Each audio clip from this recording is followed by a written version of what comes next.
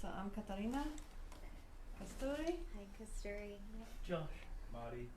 Cliff. Saroja. Sheila. Michael. Tony. Paul. Catherine. Ross. Dean. And Bob.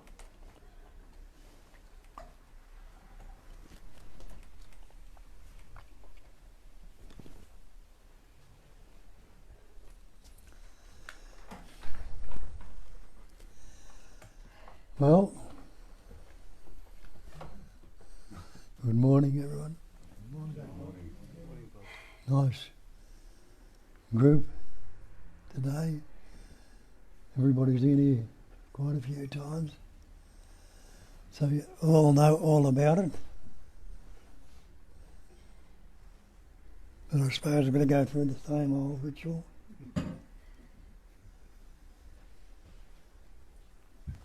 So I can't teach you anything.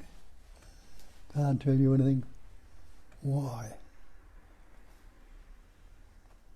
Because what we point to is what all the scriptures point to in one way or another. Some go a bit long-winded about it, others are more direct. They all put the label on it, God, or the Supreme. And then we've got to conceptualise and work out what this thing called God is. And there's some all sort of, if you read some of the texts and scriptures over the years, all sorts of ideas and images of what that is. But in some of them, they point to the non-duality, the one and only essence that patterns, shapes and forms, experiences and expresses as everything. It means it's only that that's vibrating, patterning, shaping and forming into all this manifestation and all the different so-called different objects, things that appear in it, and labelling with the one essence which they are. But still, we've labelled ourselves human beings. And that's where we separate ourselves. You can't negate your beingness, can you? You know that much for sure.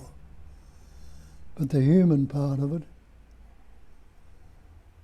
those of us that's using the so-called mind, get an idea of what some of us are, and we'll get a lot of concepts about what we think others are. There's a lot of separation and division comes up over that. But they tell you it's non-conceptual awareness. Now there is an awareness of that being. Can anyone in this room negate that awareness right now? Of course you can't. There's a knowing that you are. And there's a knowing of the beingness. But you've got the human part attached to it.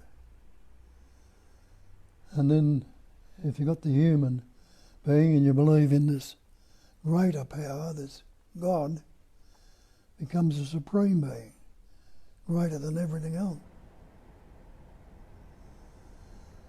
But take those labels off. Words, human and supreme. And stay with the beingness. What is actually happening where you are, as you are, right now? Anyone who is not being. Put the human on, put all sorts of other labels, good, bad, human, person, place or thing, on the beingness, and separate it, and get into trouble. But if it's,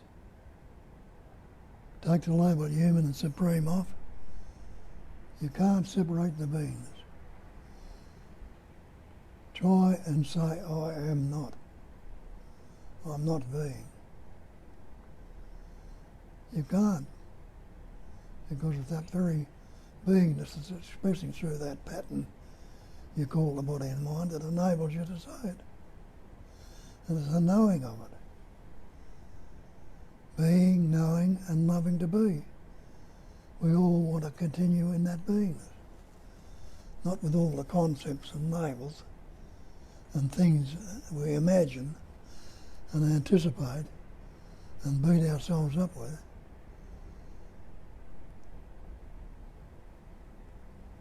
But the pure being, or absolute being, is that which is functioning, this universe and everything in it.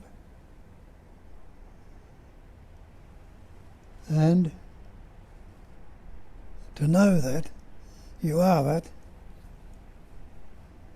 you must be in the driver's seat, mustn't you?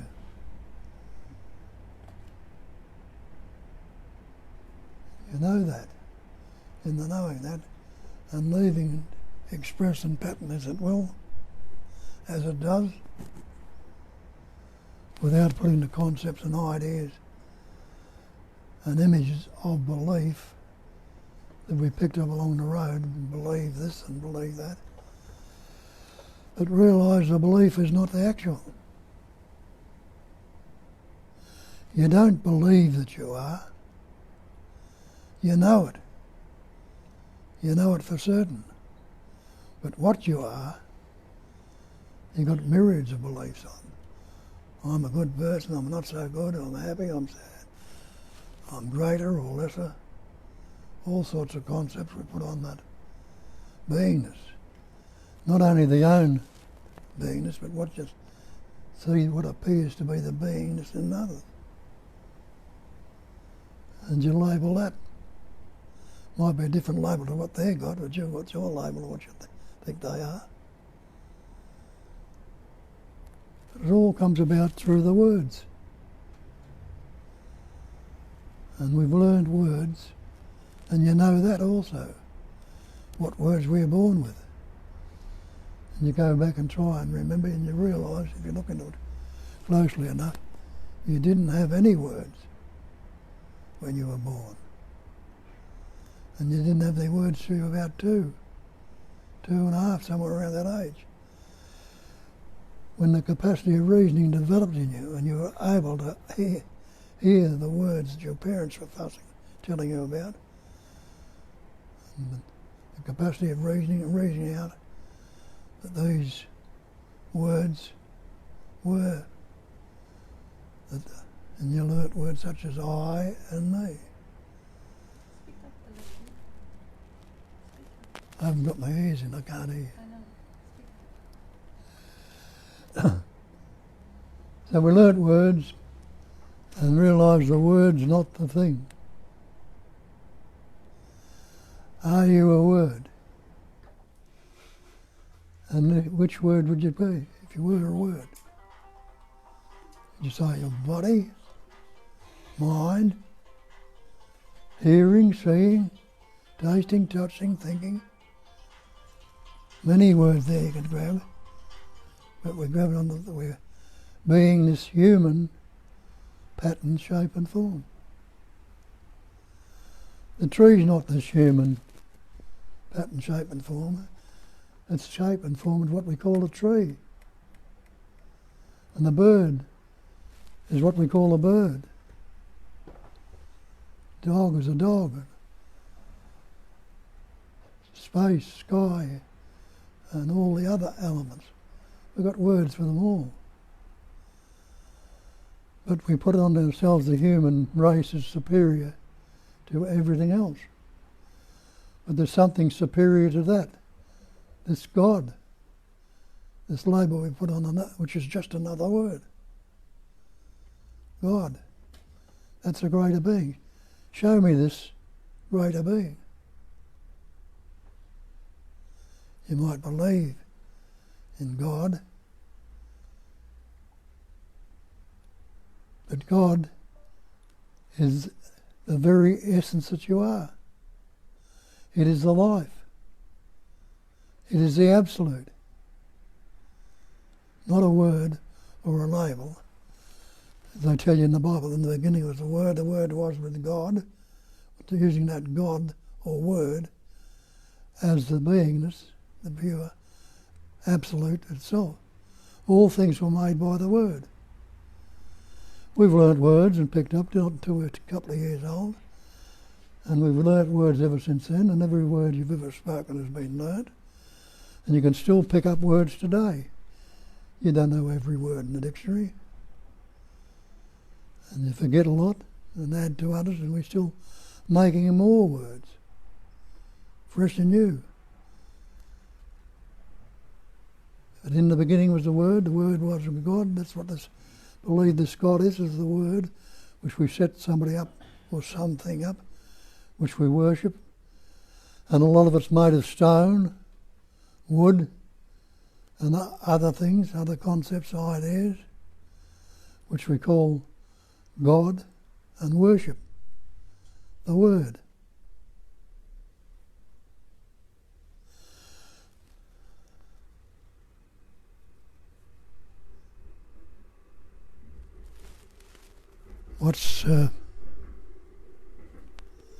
So I forget who it says, somebody says, love and worship your own self. Bow down to your own self. God dwells within you as you. So if you've got the term God, recognise it. It is that life essence that's patterning, shaping and forming, expressing through you.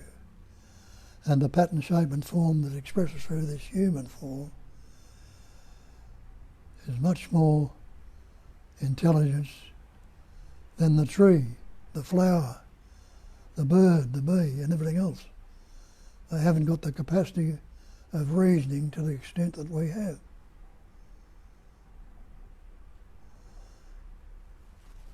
And we've taken ourselves to be less than this absolute, not realising that you are it, that everything is it. Everything is that absolute. There's no separate entity, there is no individual, there is no person. It is non-dual, not two, one without a second, not even one. Because as soon as we say there's one, there's a concept there could be other than one. And then it becomes two, and then it becomes many. All with concepts, words, which seemingly divided up. But have a look around you. And what do you know?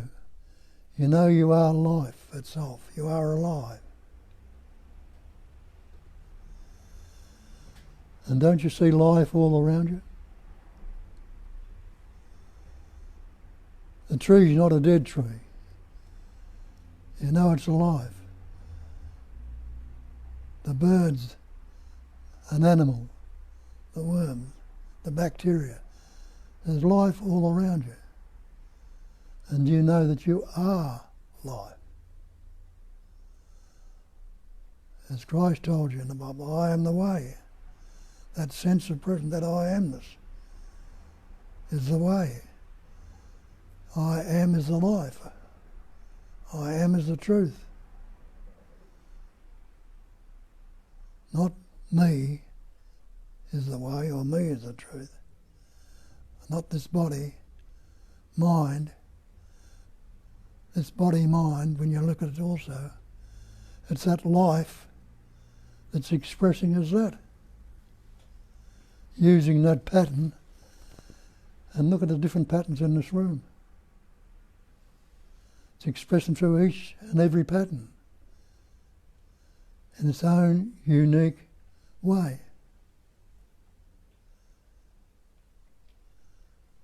And recognising that and knowing that you are one, and that, what are you going to be in conflict with? Conflict comes about with a sense of separation, individuality, personhood, if you like to put it that way. Comes separation. but it's the same essence or life that rolls the earth around the sun, forms the stars and the planets, the seasons, the tides, and each and every so-called pattern, shape and form that it expresses through. It's that one life which I label intelligence energy. Because the way this human form, pattern, shapes and forms, it's an intelligent way. The tree and the flower, intelligence, the way they pattern shape. It's not just some accidental way they come into being. It's intelligence. Intelligence is an activity. It's something that's going on right now. It's that same intelligence breathing and beating your heart, causing the thoughts to come and go, the reasoning capacity, and it's all vibration. What's vibration? Energy. The sense of presence. It's a sense that's happening, going on, sensing is going on, and we put the labels or words on it and discriminate the senses into good, bad, this pleasant, painful, feeling, emotion.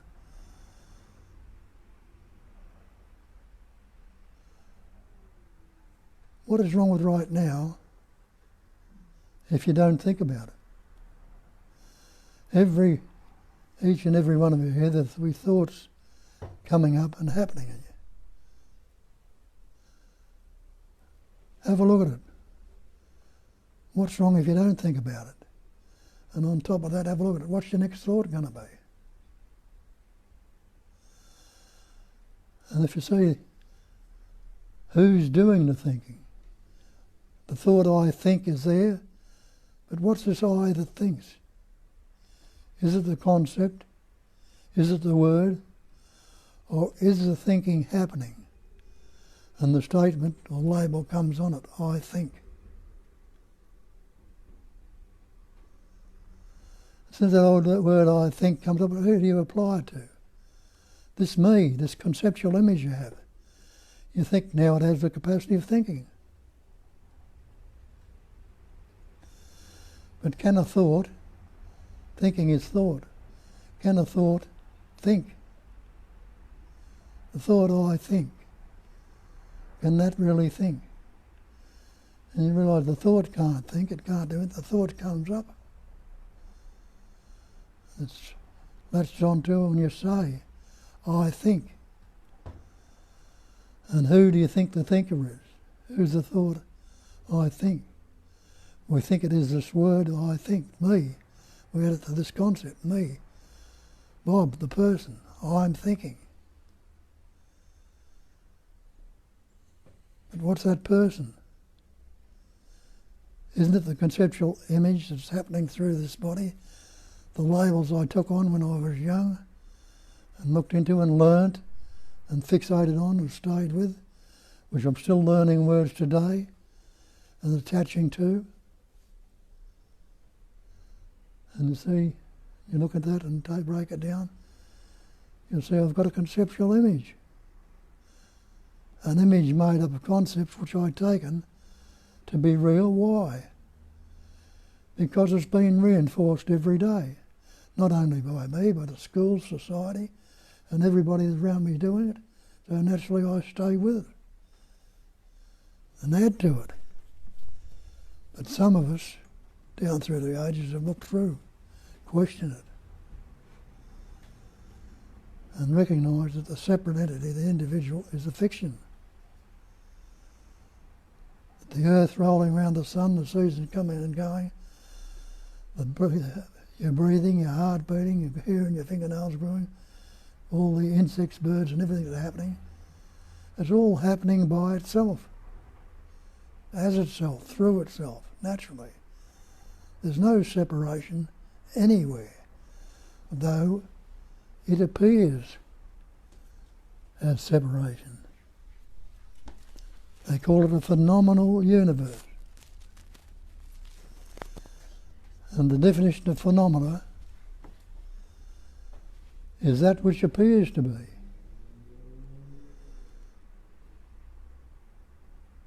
So it's all appearing. Everything in this room is appearing to have believed in you. Isn't it so? Everything out of the room is appearing to be so.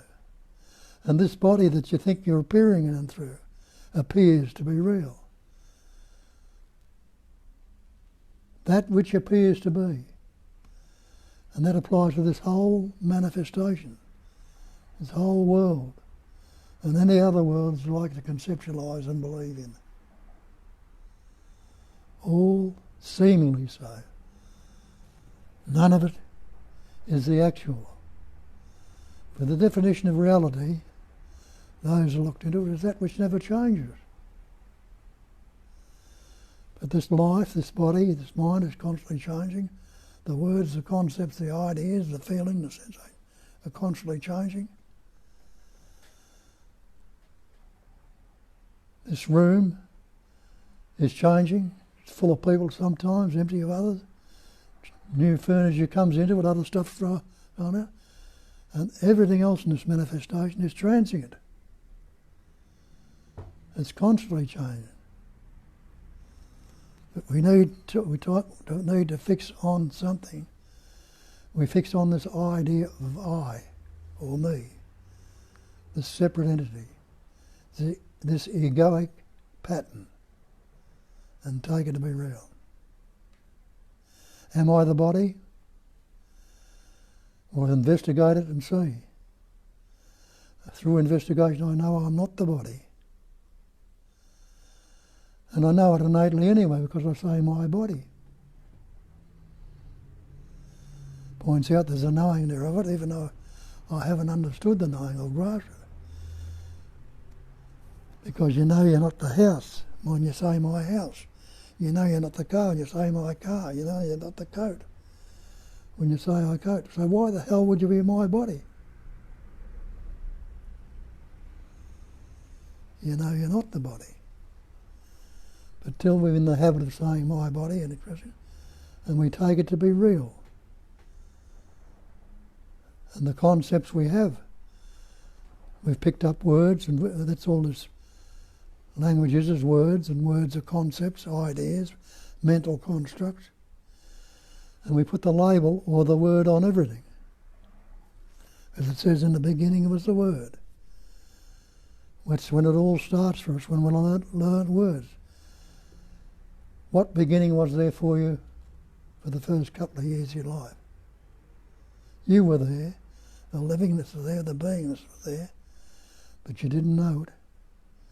You couldn't discriminate it because you had no words. So the beginning for you, me, and every other human pattern on this world is when we learnt words. But we've taken it to be real. And show me a word that is real, that is actual. Take the word water. Can you drink it? Can you swim in it? Can you bathe in it, drown in it, or wash in it? You can't. So it's a label we put on something. We put on some intelligence, energy, some pattern, shape and form. It's expressing it.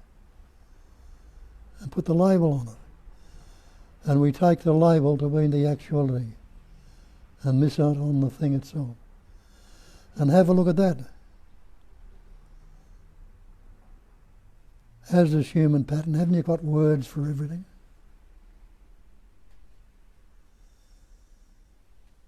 Got words and labels for everything. Things you mightn't even know or believe. Look in your dictionary and you'll find there's a lot of words there you still don't understand, but other people have understood it, formulated them and believed in. There's a lot of words in our language we don't use today. But we've got other concepts and ideas and put in their place.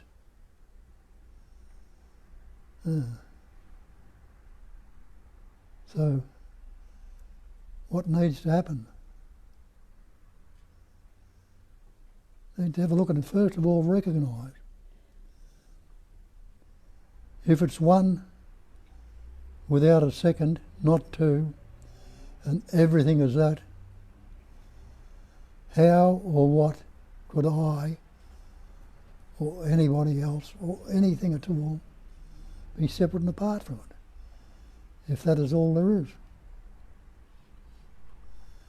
If that's all there is, what does it appear? It's appearing as that. What does it appear in? Well, there it is in front of you right now. What are you sitting in? Sitting in this room. And what's in this room? You're sitting on the things in this room. What's in this room and the things in this room? They can all be broken down into space, into emptiness. So the room is in emptiness. The room itself, the walls and everything, is emptiness. It's all space. And have a look at that. Can you think of anything, postulate or think of anything at all, that could be out of space? Can you think of anything at all? What's it all appearing, but is there anything outside of space that it could appear in or as? You realise, no, space is there.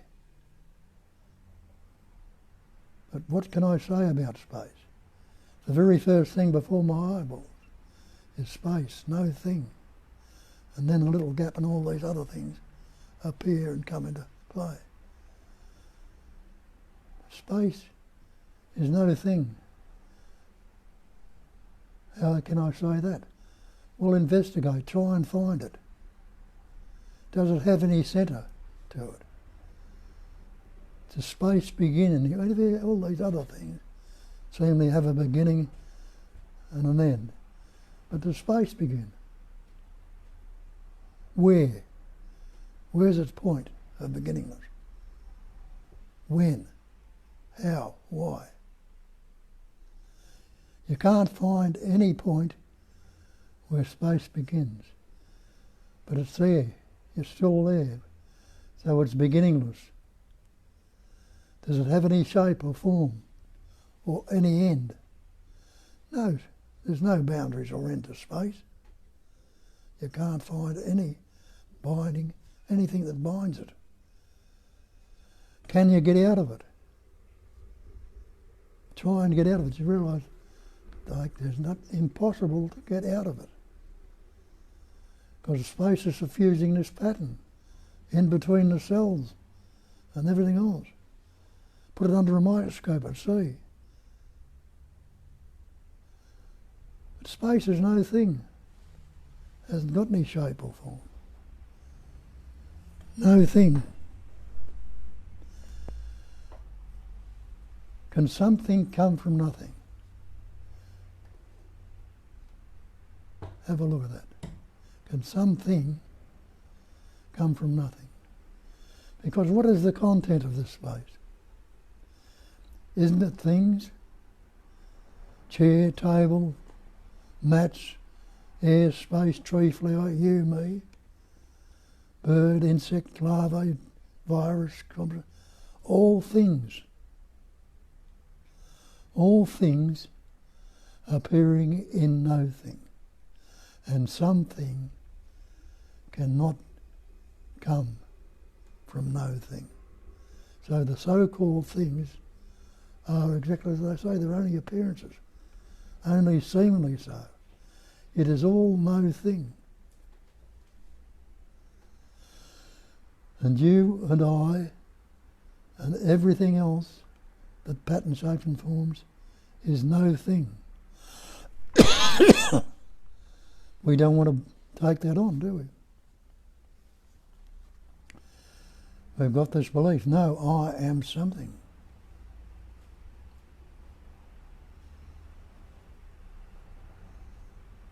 But not realising something is no thing, and no thing is the everything. There is everything and no thing. And look in the pairs of opposites. There's good and there's bad. There's happiness, there's sadness, there's purity and whatever it is, the other opposite. None of those things are separate. So it's still only the no things, but we've made them seem to be separate. And there's a sense of separation that's through us and all around us and everywhere. And of course, we come in bondage to the separation. I like it, I don't like it, it's good, it's bad, it's bad. All refers into this conceptual image I have. It fits it or it doesn't fit it. If it fits it, it's good. If it doesn't fit, it's bad. Happy, sad, loving, hating, positive, negative. All concepts. But what happens if I take on the knowing that I am? I am the actuality, I am the reality. I am that which everything appears, pattern, shapes and forms in. That is no thing. So I am no thing. And that no thing is everything. So I am absolute, everything and the no thing. Nothing can be added, nothing can be taken away. It's going to seemingly divide day, night, winter, summer, but that's how it patterns, shapes and forms in its dualistic nature.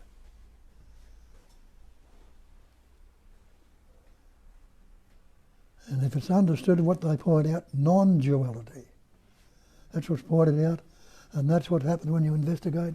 You'll see that's all there is. It is non-dual. It is that one essence. And I am that. And that which is functioning and going on now is all sorts of patterns, shapes and forms taking place and thoughts coming up, being recognised or fixated on or let go of or whatever, still goes on. But the difference is, if there's no energy of belief going into them, when the energy of belief comes in, it makes it seemingly real, doesn't it? But the definition of reality we pointed out before is that which never changes. When you latch onto that, and you'll see that this manifestation is constantly changing, constantly changing. What doesn't change is that sense of presence, that beingness, that knowingness. The awareness of being is bliss, as they say, and that's that shit in the end, being, knowing and loving to be, the bliss of being.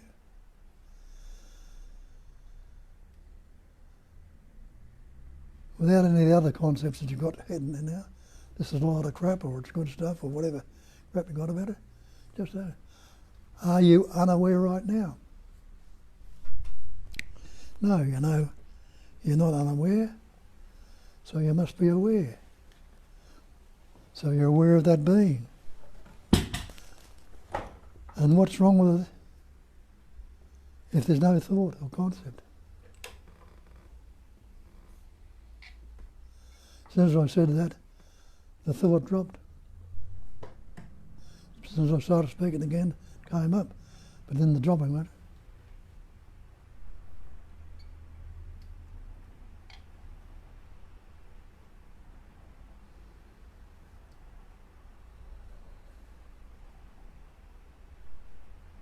Seeing, hearing, breathing, functioning, without having to say, I'm breathing, I'm functioning, I'm seeing.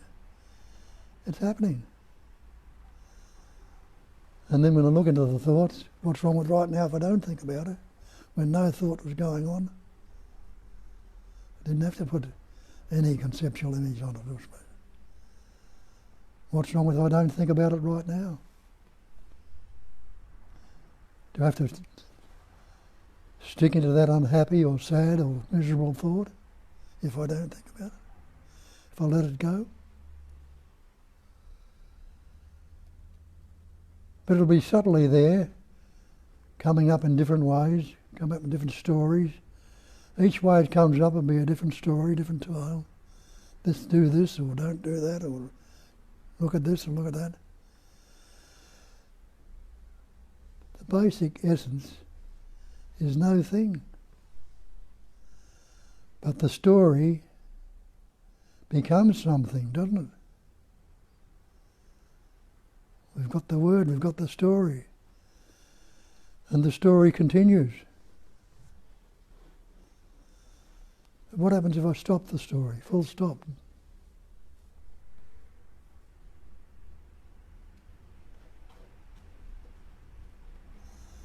The bare seeing still there. The bare hearing, tasting, touching, smelling, the functioning, the breathing. The life is still going on. But there's no conceptual image of I've got to do this or should do that or this is a lot of crap, I can't go there. The story is ended. It's over. And every story, that's why they tell us a lot of fairy tales. When we're little kids, they have a good, what's the name to them? Good working out. But every fairy tale starts with once upon a time. And ends with lived happily ever after.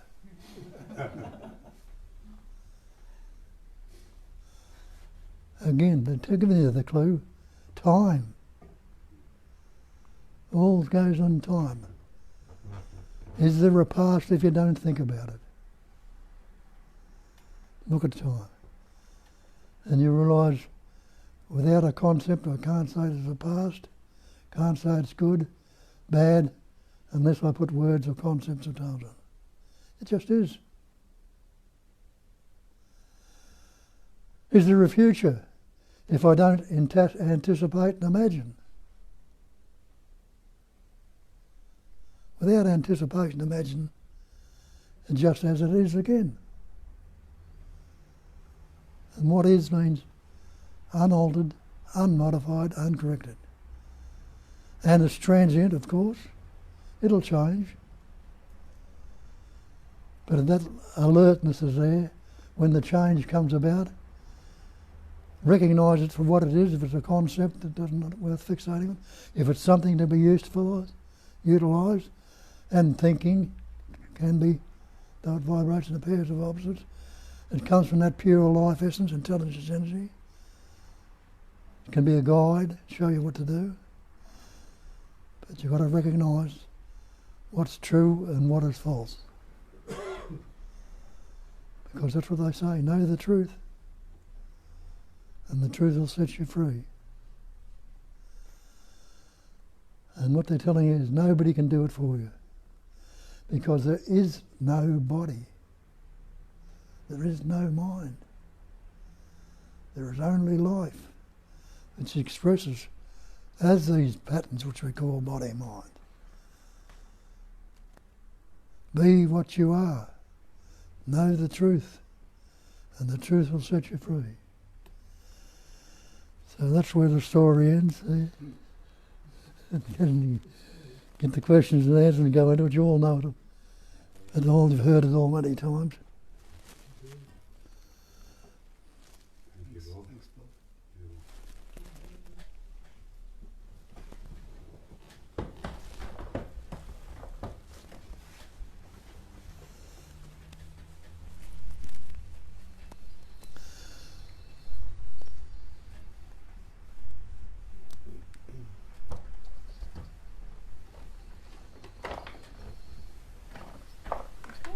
Welcome to everyone who is online. We have 25 people at the moment, but it varies, of course. And we have a lot of welcoming messages and a compliment for your spiel from Bill. That is excellent spiel from the heart.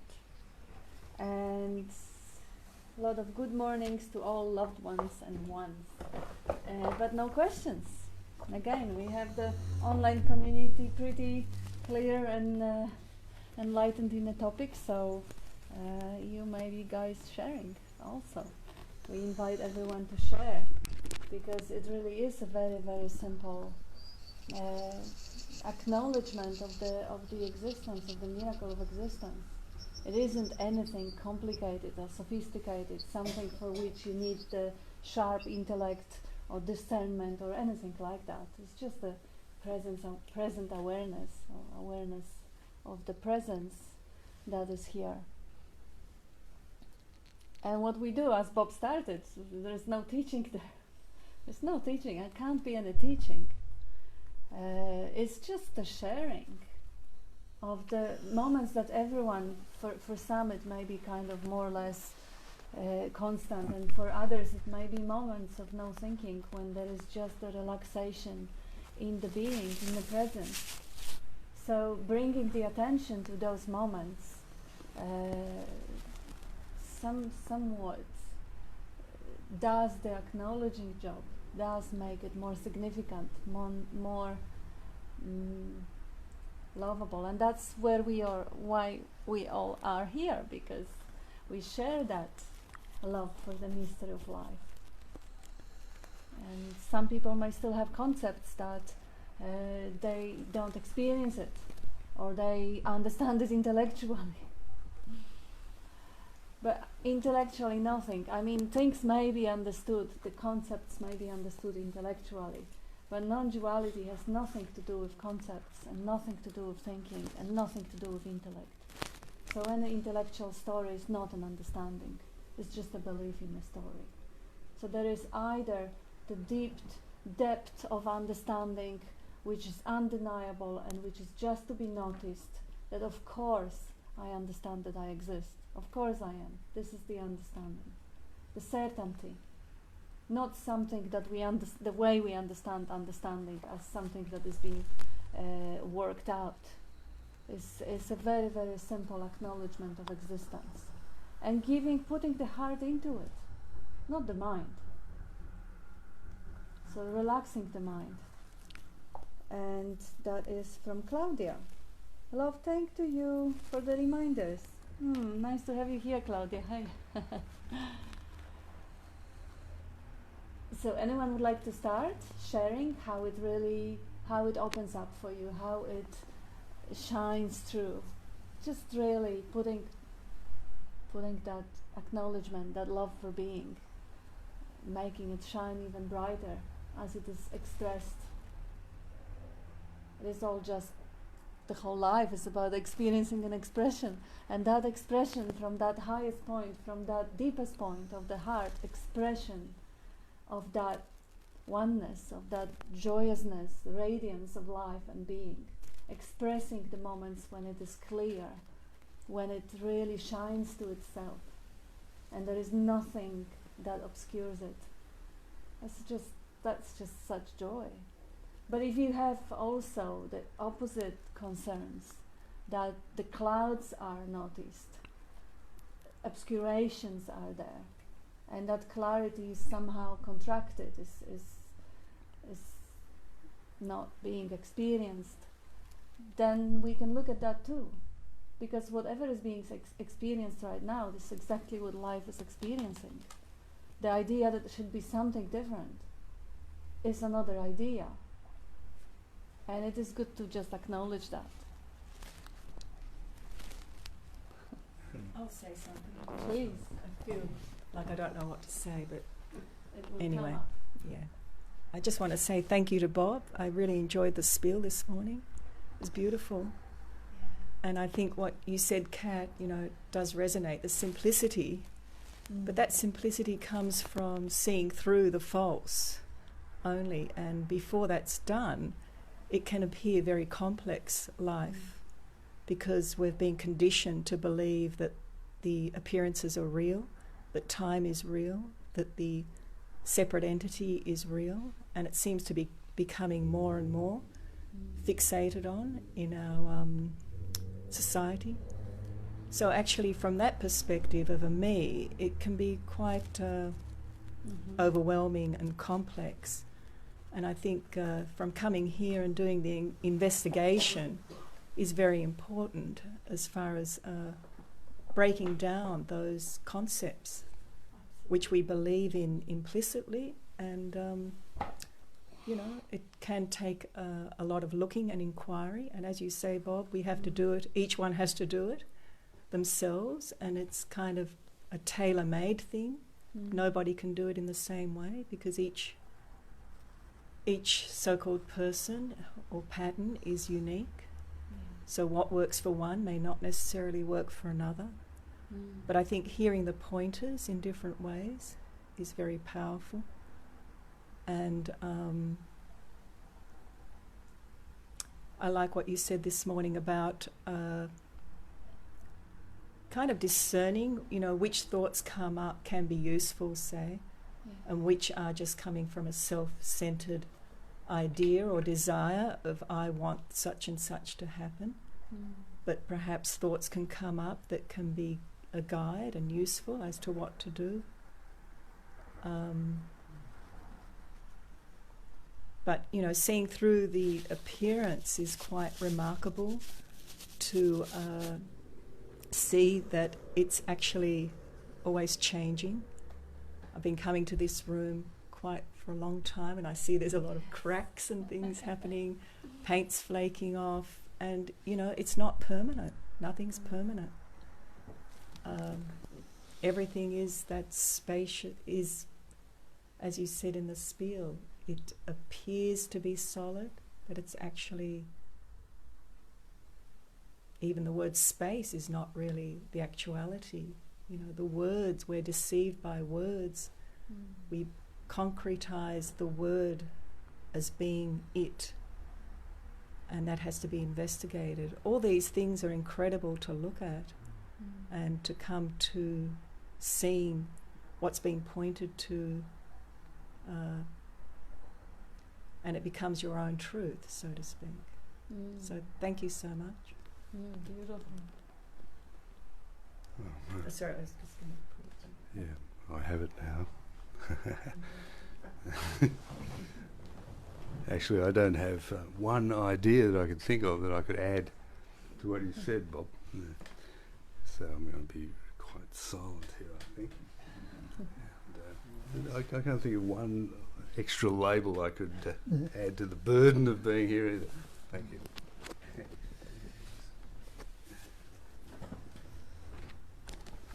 I didn't have anything to say, I just took the microphone. Excellent.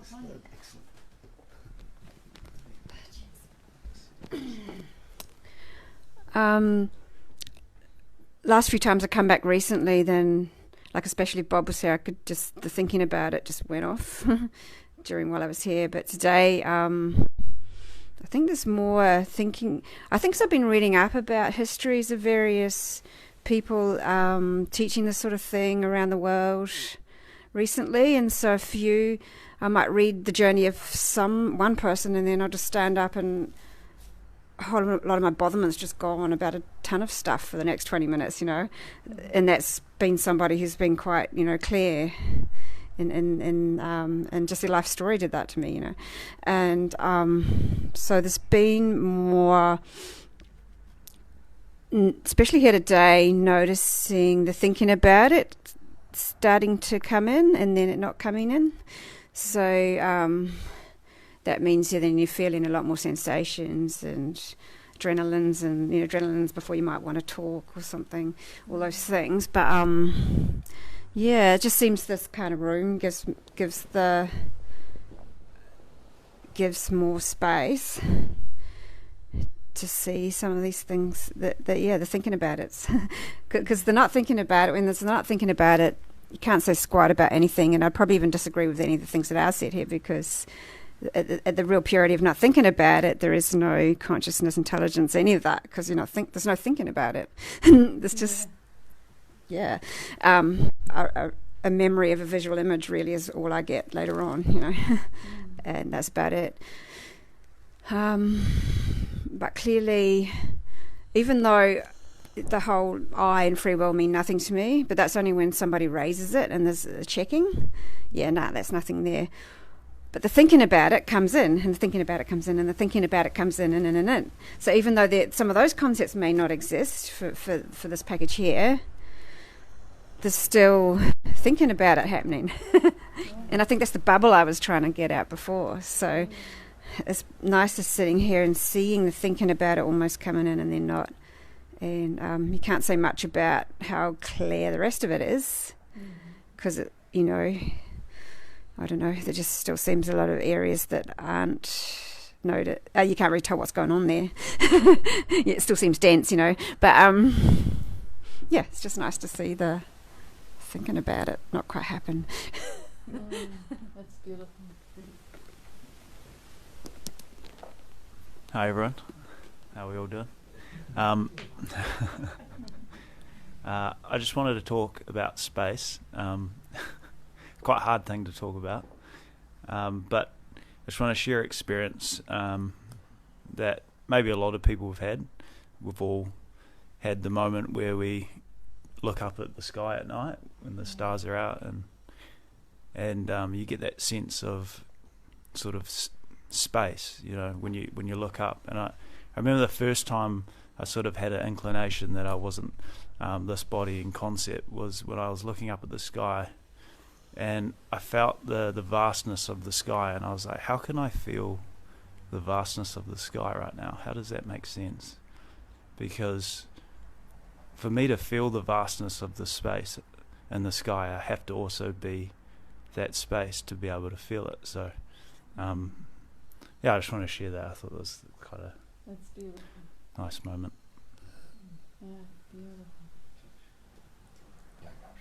My turn. Okay. I don't have. Yeah, I really like what you just said. It's something that often comes to me, or that Pete and I spoke about recently. Even any experience that's described has to occur within the basic space of awareness, which is what I am, which is what everyone is. So. Yeah, beautiful.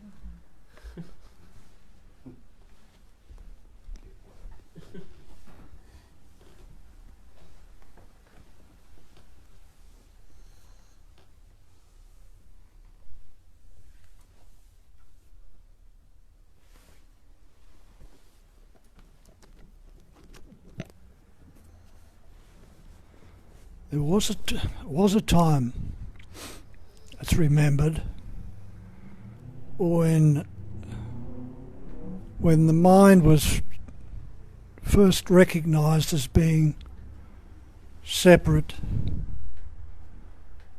to the body, and there was some fascination about this. And it was a time when there were grown-ups in the room, and it was a social occasion, and it was noticed that people were talking and there were certain words recognised, and then there was the intention to say something, say a word, and then there was a recognition of the word, and some of these grown-ups seemed to react to that, and then it was seen that was the game. The game was about words, saying words, recognising words, and it was all a kind of joke, but that was it. You could play this game of words. But at the same time, there was a contentment that everything that appeared was empty. Everything was appearing in emptiness, and that was recognised as well. So it's one of those times where there's just sort of contemplation going on and a clear recognition of it. And then that all gets covered over by words. Yeah, amazing. That's quite often the case with, like when Catherine mentioned Bob saying that some words, some thoughts may be useful. They create functioning. But a lot of thoughts are really self-destructive and harmful, because you can see how the thought arises, and Tony was saying about it as well. The thought arises, how quickly that thought will be a self-referential thought. Whatever it will be, the cloud on the sky. Oh, it's a rainy sky, or it's a rainy day, oh, that's bad. Well, for who? Is it bad for the forest and the trees? No, it is bad for me. But is it really? I mean, if I say it is bad, the confirmation bias, the psychology, the program will straight away create the story in which I completely overlook the reality of this moment because I subscribe to the story that is bad because it's raining. And we do it so quickly. I mean, we don't do it. It happens. It's just an automatic program of referencing. Tony was talking about, when you think about it, when there is thinking about it, thinking about that, about space, imagining space. Of course, that's the same thing as self-referential, because you are that space, you are that consciousness. So thinking about consciousness is ultimately self-referential, still thinking about the self. And those thoughts cloud the reality. Those thoughts completely cover up this uniqueness of this moment. And it's very, very easy to see, like people would have the story. I had a conversation yesterday with my friend from Poland, and she just gave me an update of a couple of my friends, like how do they live their lives? What type of virus bugs them? Oh, this one, he's never alone for 10 years, never been alone. Surely, my goodness, what a horrible thought. Has he never been in a toilet? So I'd imagine he would be alone most of the time. But if you have the story like this, that's a depressive thought. Or, oh, his wife ruined his life. Well, he only knows her for like 5 or 10 years, and he's 50, so how did she ruin his life? But this is so quick to cover up the reality, the thought, And if you are a positive thinker, well, the same. Oh, I have a wonderful work, a wonderful job. Well, now, is that true? Like, is it really what is the job? The moment that is the aliveness of the moment, the unfolding of the moment, in which the thought arises to, if the thought is not believed, it propels the body to do the task, moment to moment tasking. This is aliveness unfolding. There is the story of having a work, or having a family, or having a financial situation, or having a health situation. They're all stories. And some of them, of course, they are necessary for the communication. There wouldn't be a communication between humans if they didn't share the stories. They're lovely to share the story. But it's how much easier and freer and more appreciative it is to share those stories, knowing them for what they are, knowing those are stories. And we have a good laugh with Bob, and I have a good laugh for people who are up for laughing at it, by presenting the story. I mean, my goodness, we have the best life ever. You couldn't imagine a better life. I mean, life is just so radiant. It's just so much ease and love, and it's just gentle unfolding in the energy of appreciation and beauty. And it's wonderful. But that's the story. I could tell another story about our life, which will include the health situation, the financial situation, the work situation. And believe me, it's hard to create a story with more shit in it on multiple levels. But that is a story too. While life is not in the story, it is in the moment as it unfolds. It's in the freshness and newness of every situation. When every situation is unique and is to be discovered and experienced and delight in, even if the experience contains the pain. That pain is there, and if it's completely included, is as fascinating as everything. So it is really that the thinking is not a problem. The self-referential thinking that is believed and jumped into, this is unfortunate. Okay, according to who? To me, right? In relation to me. So this is self-referential thought. Those self-referential thoughts, instead of seeing situation just as it is, they stain the situation with that personal aspect of it. So, and straight away, that situation is not seen as it is, and is not experienced fresh and new, and is not embraced with the curiosity of life dancing for itself. So to notice those self-referential thoughts, those little judgments, the judgments are always from particular viewpoint. And it's not to say to stop it. Nobody can stop it. They will arise. They are preconditioned and they're fantastic. There's nothing wrong with them. It's just believing them to be reality instead of that mysterious unfolding moment, and overlooking that incredible moment and trading it for the arising of the self-referential thought, which is indiscriminately believed as the reality instead of that mystery of experiencing. So we don't really see the reality, we see the interpretation of it. And even that is not a problem, because the cats also don't see emptiness. The eyes always distinguish objects, the brain processes objects in space and so on. But having a story, having this heavy, loaded, personal take on everything that shows up, whether it is a positive story or is a negative story, it always covers up the reality. Although, of course, it is more comfortable, and a lot of people live their life this way, by questioning the negative story and bringing into a positive story. Like, she ruined my life, and yeah, okay, let's see how she enriched your life, or whatever the story is. Or I'm a failure, let's see where, they might be helpful psychological mechanisms, but it is still overlooking the freshness and newness and mystery of life by covering with positive story instead of negative story. It's more comfortable, but it's as wasteful, really.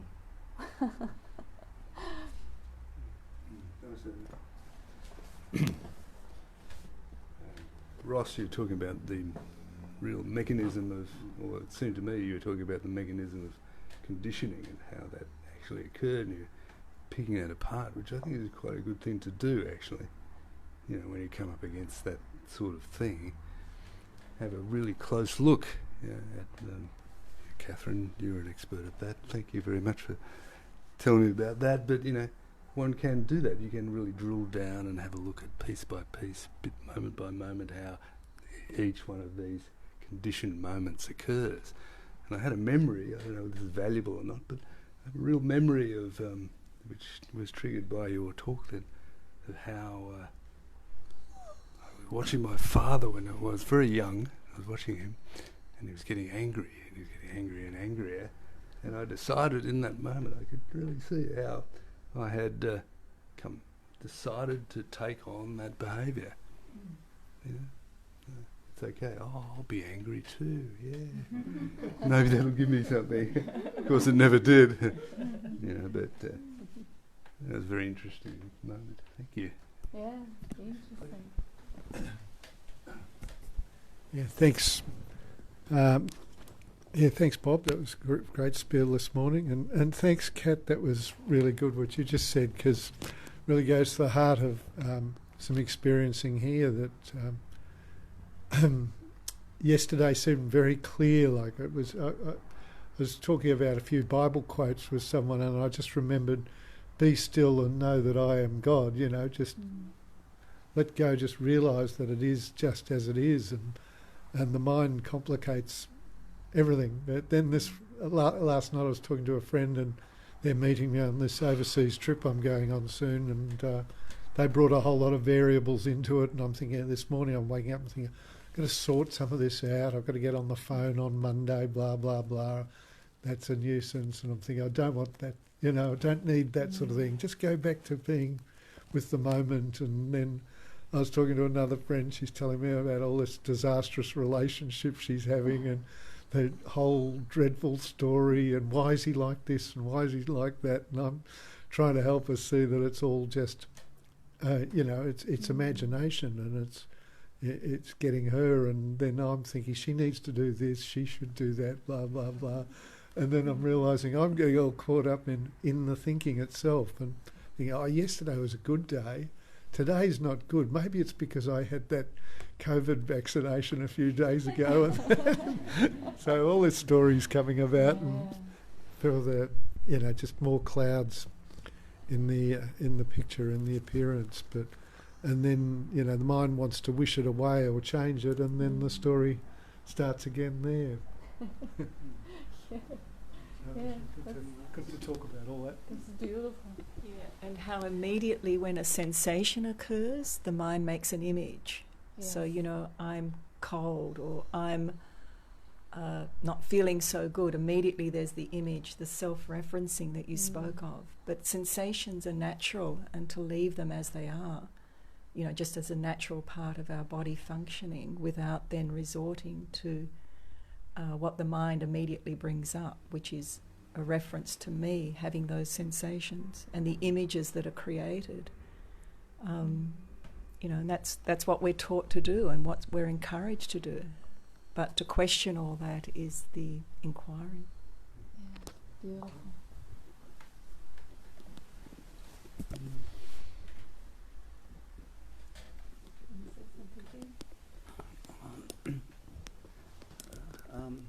No, not really, but like that, what you're talking, self-referential thoughts. There's an I, me, and a my embedded in all sorts of, there's a cloud in the sky. I see a cloud. Yeah. It can be really subtle sometimes. And as you're saying, I think as Bob says, leave everything as it is, unaltered, unmodified, uncorrected, also means to drop the self-referential thought. Yes. And then it is left unmodified, uncorrected, unaltered. I like, this is good fun. Just being here and seeing it's all just one thing happening and appearing in so many different ways. And today I think Bob spoke a lot about space and trying to find something outside of space, and the space actually consists of no thing. And it's just, I don't know, I like that spiel because I see it as, you could also say it's all consciousness. It's exactly the same thing, it's just playing around with words. And to me, something seems really very exciting. It's really funny being, I don't know, it's just, it's like there's an explosion, like there's this I am-ness, and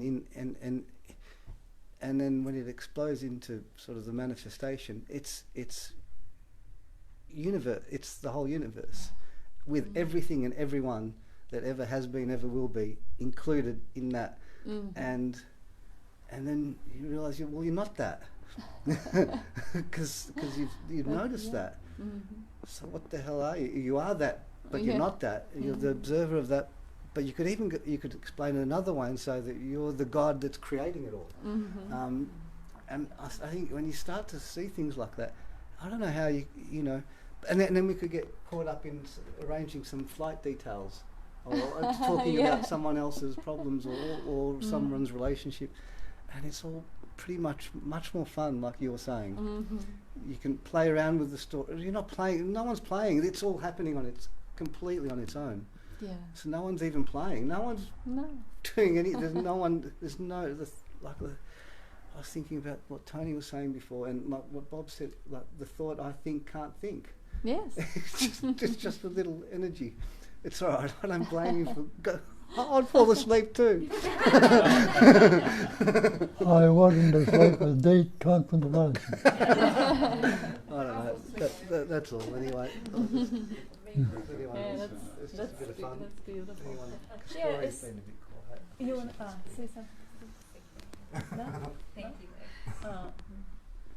See, I'll yeah. say something. Oh, please. Well, during your spiel, Bob, my mind was just going nuts, and it's so interesting that everyone was like, that was a really great spiel. I know it was, by the way. But just even that, like you say the same thing, pretty much every week, which I've heard many times. And last week I was sitting here and I was like, oh, it's just so beautiful. It's so, so lovely to hear these words. Today I was just thinking about, problems and and kept on going. Just come back to listen. Nothing was really sinking in, no matter how much I tried. Yeah. And it's just even that, just sometimes the beauty of the emptiness or the love or the fullness or whatever you want to call it is apparent, and then other times it's not, and when it's not, it's just so frustrating. And anyway, we've spoken about this for 10 years now, but yeah, it's just interesting that the clarity comes and goes, and that's also just what is. That's the play. But I guess the other things that sort of came to mind was just that opportunity. I think I might have, I remember noticing like, oh wow, life gives us this opportunity to be, like it gives us the opportunity to be a baby, a toddler, a teenager, then we get to be, the 20s, and then you get to have, if you're lucky, you get, on, and then you get the opportunity to be old. It's just like, gives you this chance to experience everything from a different moment and space in time, and have that play, and then that whole thing about just that thing that the sun rises, here in this space, like it's happening here. The moon is everything is happening here, without anything in between, I guess. Anyway, that's that. Beautiful. But thank you. The spill was beautiful, by the way. I know it was. I didn't get to hear much because my mind was noisy, but I know it always is. Yes, we got another comment here from JB, and great spiel, Bob. Thank you, Bob, and thankful for all the other input. What a wonderful family. And Rachel, so true and refreshing what everyone is saying. We so often see everything in relation to me. Such freedom when your viewpoint shifts to be content with what is. It is as it is. Was particularly drawn towards what was said about sensations. They are just part of the body makeup. They don't need to be related to me. Absolutely, such an important point. Like just as in nature.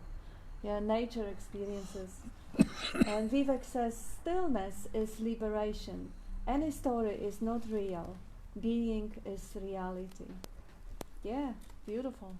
And I was just going to ask you, Kasturi, is the frustration when it shows up hanging a little bit less, or is it... No. Yes, the pattern didn't break, didn't ease off. The pattern's coming and going kind of thing. But I think when you're in that frustration, it's just as frustrating as it ever was. Like even, but maybe less resistance, knowing that the mind patterns are going to come and go. But it's like watching the momentum of that mind is still really challenging, and I think definitely there's a distance, as in I can see that it's maybe less identifying that that's me that's doing that, and just more space in knowing that it's just happening, but damn, it's frustrating when it happens. And I would say it still happens quite a lot, actually. But it's also just more acceptance. It's what's happening, so that's that. But I mean, I do love coming and being reminded, because whenever I am, I'm like, it is so simple, but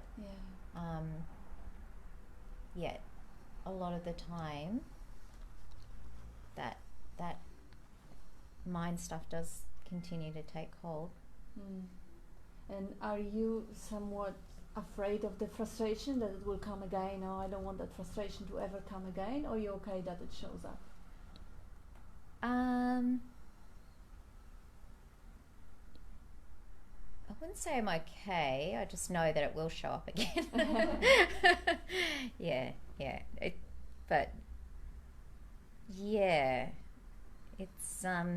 there is definitely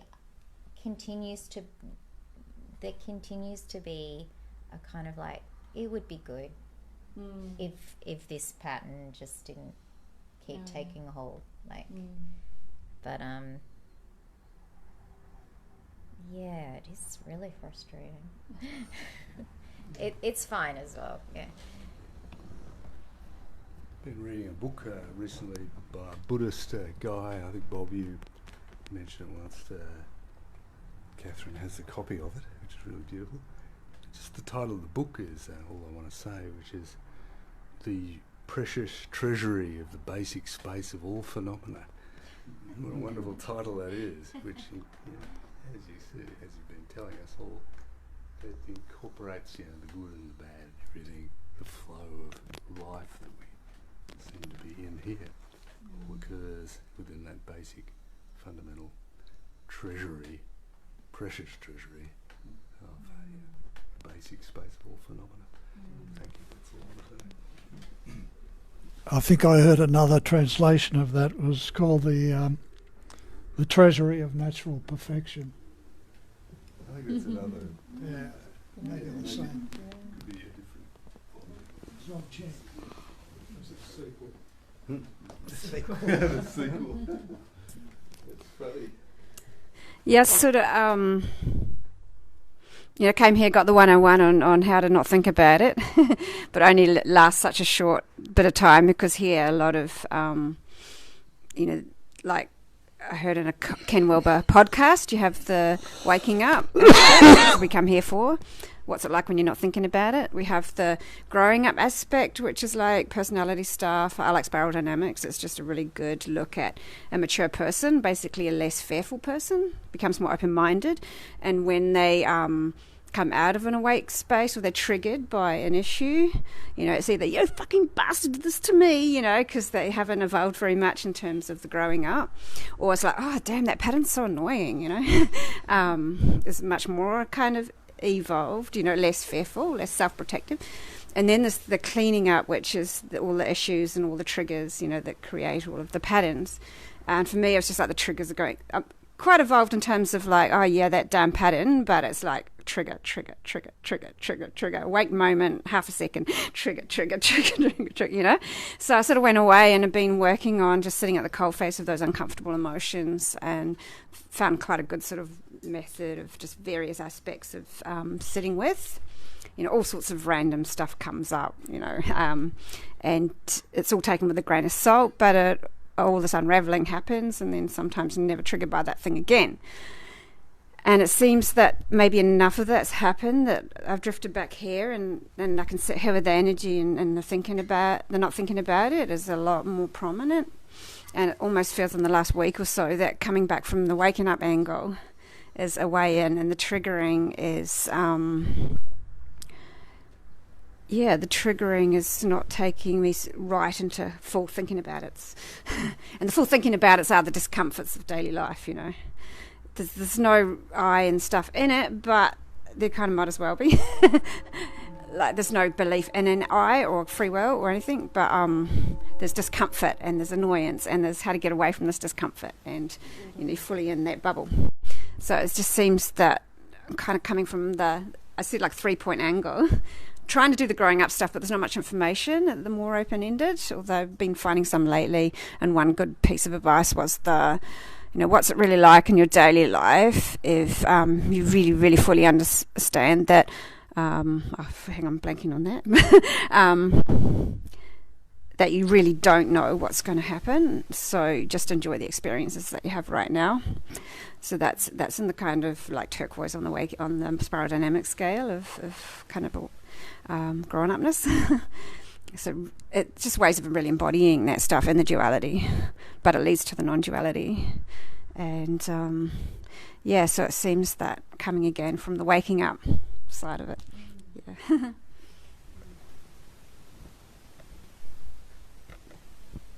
I mean, Bob, you know I've asked this question a million times, but you're making me think about it, Tony. It is just weird how you can see that these stories are not real, but then that momentum of the mind making up the stories about whatever's happening in your life, and the weird, paranoid kind of dark or cynical or whatever it is, or the opposite, I guess. It just does keep happening. And I mean, I think that is life as well, but then there's resistance to it when it's like uncomfortable or annoying, because no matter what we are, like you said, you've got the good and the bad story about your lives. But yeah, I think it's just when you can kind of feel that heaviness around the pattern of storytelling, and just that you don't want to go there or do it, but it just keeps happening. I don't know. I guess it is just coming back to this seeing and this inquiry. Yeah. Comment on that, Bob? You want to comment on that, darling? Yeah. If you know it's there and you don't want to go there, why do you? I don't know. That's what's so frustrating. It's, like, it feels like I'll say stop doing it, and then the next thought is going back into the story again, and then... Well, it's duality, don't you? Frustration, and then when there's no frustration there, it's a calmness or serenity or peace. So it's flipped over from one to the other. It's what? It's flipped from one to the other. It's either good or bad. Yeah. Where is it neither? Where is it neither? Yeah. It's when you don't think about it. Yeah. What's the heart of the cyclone? It's always Eye of the cyclone is still. Yeah, it's like before it's going on, it can be very peaceful. When it's going on, it's causing a hell of a lot of damage. But then there's that weird thing of, like, if you try to be in the stillness, it just makes it worse because you're resisting it as well. So. Yes, the very trying, without trying. Is the relaxation out of the turmoil and resistance? And I'll just add, the resistance is just so absolutely wonderful and healthy. Like if there is in nature, if you look at the resistance, that the tree resists the wind, so it doesn't break to a certain extent. Or you resist the pain, it make you actually look after the wound. Or resistance to the abuse. They all wonderful capacities. There's nothing wrong. It's just that if it is natural without the narrative going about it, it is totally appreciated. I mean, resistance towards mistreating one another. I find myself jumping up straight away. It's just a pattern. I love it. It's nice. Or resistance towards being abused as well. Those things are in their natural way. Resistance to frustration. How healthy. It is the love within that says, I love you, I care for you, I don't want you to be uncomfortable. It's that voice that is, it's not a voice, it's an urge that wants your comfort and the goodness. It's just that when it travels to be a commentary, and that commentary says, this is me, I am frustrated, and I don't want to be frustrated. Now it becomes personal. Now the pattern of frustration and resistance to frustration are not a helpful occurrence in the space. Now it becomes me. And that hurts. So you swap one. It's two ends of the same stick, but you swap one end for the other. If it's what do you call it? Frustration. Frustration, you're on the bad end. Push it into the other end, no. And that's the way it functions all the time. Good, bad, pleasant, painful. Nothing either good or bad, but thinking makes it so. It's all contained in that sense. Yeah, it's sort of, maybe that's a mistake I made for a long, long time, is thinking this spiritual path is about finding just this one positive set of emotions, rather than just that ease with whatever it is. Yeah. Like thinking that at some point I was going to get to this place where there's no frustration or no anger or no whatever. Yeah, whereas it's definitely Go back and never going to be that. No. Yeah, go back and look at the thought again. What's your next thought going to be? Don't know. But thinking comes up and you say, I think. As soon as you say, I think, you formed a subject. And the object is the good and the bad, how it functions. It's related to the conceptual image you've got about it. If you realise there's just thinking going on, and it's the nature of thinking to vibrate, just leave it as it is. You're not going to fixate on either. Can it be good or bad then, without it fixated on? And the energy you believe goes into it. This way frustration will not be bad. It may be fascinating, interesting. We experience frustration. When the frustration comes, sometimes it just comes in Bob and he says, I'm a little bit frustrated today. And of course it doesn't mean the consciousness is frustrated. It means the body-mind is on the edge for various reasons. There may be pain, there may be whatever, the atmospheric pressure dropping, or it may be under medication, whatever reason. He tells me that and I hear it. Sometimes it comes from me and I say, you know what, I kind of feel a little bit edgy. And we kind of communicate it. And again, I, not the consciousness. Space is totally fine. Space is totally, the consciousness is totally happy for the body to experiencing what it experiences. There's nothing good or bad. And there is no preference. In that moment, neither of us, for $1 million, would change an iota. Don't want to get rid of frustration. It's there. Wow, amazing. And it doesn't last. It stays. Because it's not good or bad. But at the same time, you want to... Well, I say, if you don't tell them that, it's a bit frustrated, they'll not believe in it you are and having a go at them. They'll fire back. And the way it goes, if they realise frustration, let it go also. They're not building on, you're not building on. Doesn't happen too often though. It's very rare. Just if you investigate who you are, and this is very important, isn't it? Yeah. Who are you prior to thought or after the thought of frustration? You see, you're not the self that you are isn't limited in any way, shape, or form by the frustration itself, is it? Yeah. Are you less alive? Are you less the energy of life? For having this sense of frustration. Maybe, yeah. I think that's the thing. It's like, I don't want to be this person who's, angry or frustrated or negative. Or, Can I talk about this from a different angle? So let's see how this comes out. So I feel you in terms of what you're going through, because I definitely felt frustrated a lot at times, that I knew that it was simple and I knew that there wasn't anything I had to do, but yet I keep thinking that there was something to do, and then that was creating frustration, and I thought there was something more that I was going to find. Like you said, you thought there was eventually going to be a time where you would grow into something that would be this superhuman or something. And for me, I guess I can only share what helped me is seeing that you are already perfect. You are already that awareness, like Josh said. I am the space, I am the awareness. So if we start from the fact that you are already this reality, or whatever you want to call it, this presence, then the only issue now is thinking that there's something else you have to now do.